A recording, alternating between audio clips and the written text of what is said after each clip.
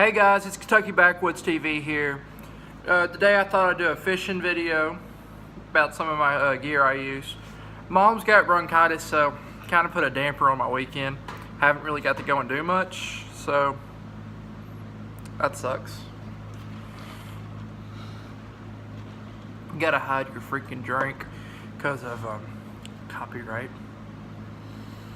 Okay, but before we get started, I just want to give a big thanks to everybody that subscribed and liked and viewed my videos. I've only been out for 2 days and already have 23 or 26 subscribers, and that's a really big deal for me, especially only being out for 2 days. Like, I didn't even think this would really take off. And I'm also selling hoodies. Yes, they're $35. They have our logo on them, which is the shape of Kentucky, and then there's a guy that is shooting a shotgun up into the air like he's bird hunting, and it's got a fishing pole. Front and back, 35 bucks. Message me or put a comment in the description in the comment section if you want one. But without further ado, let's get started. So, like I said in my last video, I'm a catfisher, so we'll start with my catfish stuff. And like most people think, you gotta have all fancy gear. Nah, not at all. This here is my fishing rod that I actually have a hook dangling on, which is not very good, but since it's dangling, we'll talk about this. These are the hooks I use. These are a size 4, I'm pretty sure. These are called circle hooks. So when the fish bites and takes off, these here will actually automatically snag because they kind of slip in. So they're very good hooks for catfishing because I can set up multiple lines and not have to worry about setting the hook myself. So I've caught quite a bit of catfish using these. Really enjoy them, actually. Really enjoy them a lot. When I catfish, I normally just use a regular little sinker, trying to make sure y'all can see. Just a little clinch sinker. And of course, I tie my hooks on. I don't use swivels when I catfish. And then this here's actually a $20 rod that I picked up at Walmart when I was really tired one morning. It was like 6 o'clock in the morning and I'd stayed up all night and I decided to go catfishing.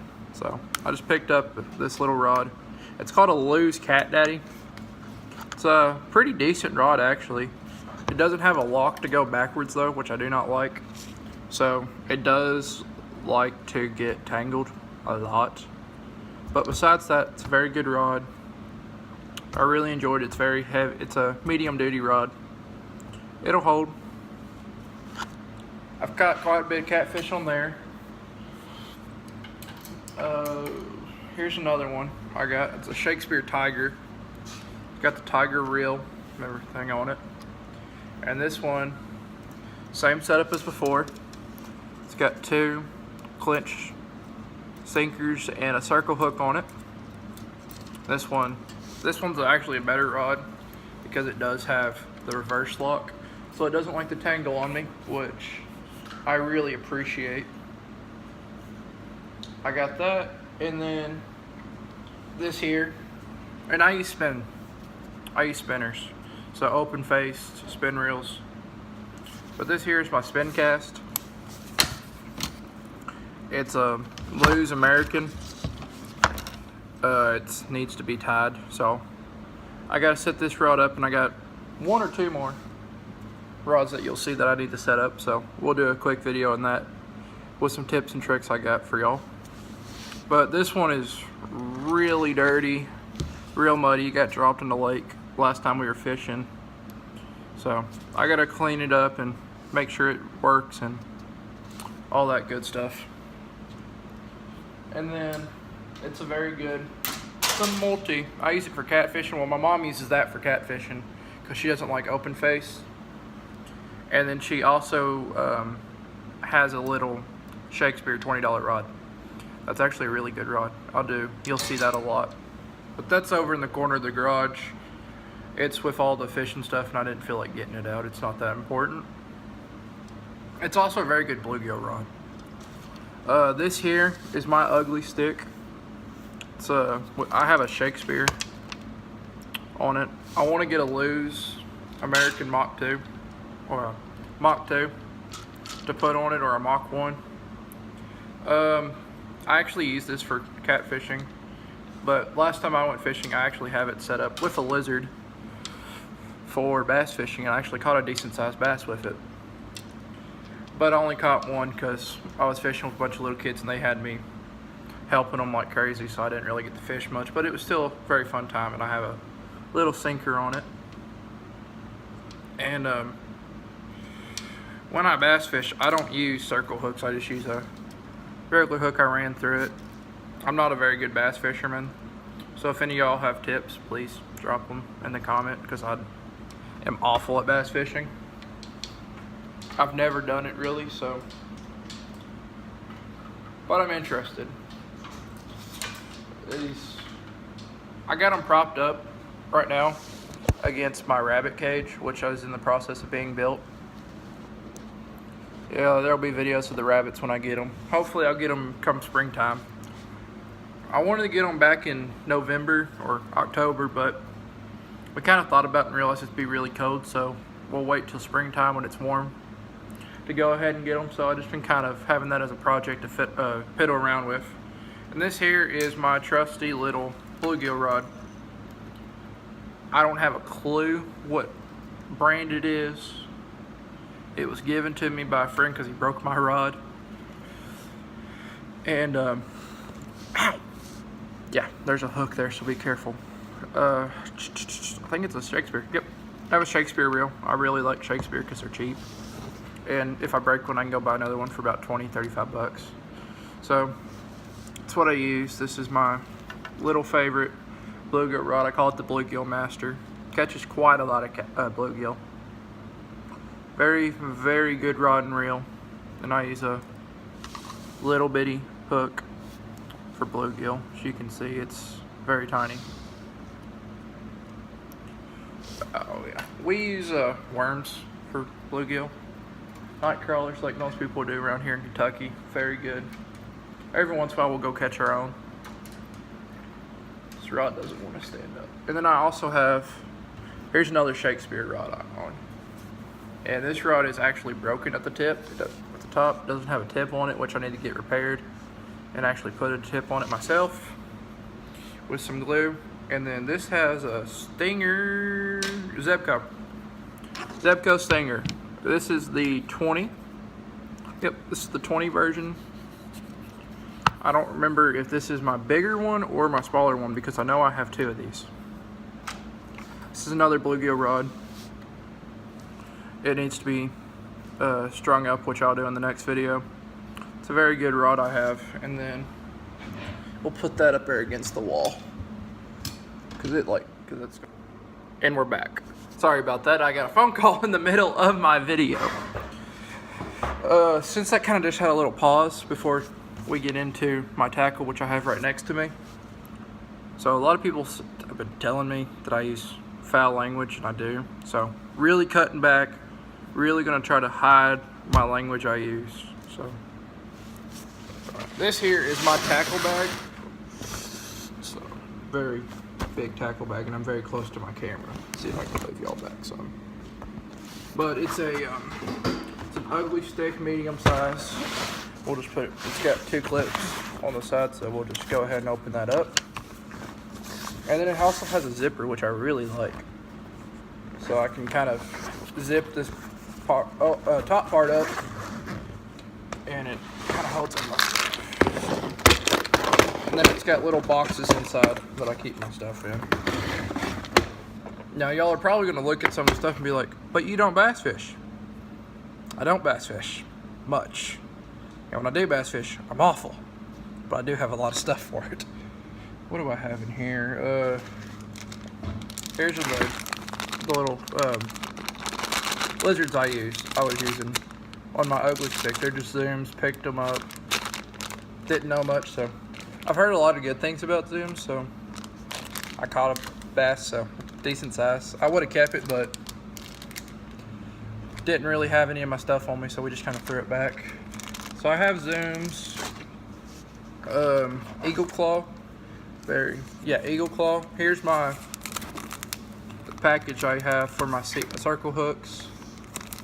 These were circle C hooks, and they're size 40/0, 4/0. Very good hooks. I highly recommend them if you're interested in going bluegill, or not bluegill, catfish. Kind of digging through here. And then here's what we use. Eagle Claw snails, hooks that have already been snailed. These are a size 2.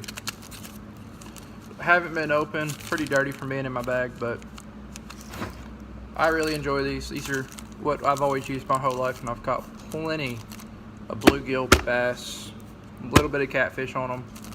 Very, very good hooks. Very affordable too. Basically I have a bunch of that in here, and I got a random sinker that I need to put up. And then here I use Water Gremlin sinkers. I very, very like them. Here are my split shots. Kind of forgot what they were called earlier, so I'll call them cinches, but they're called split shots.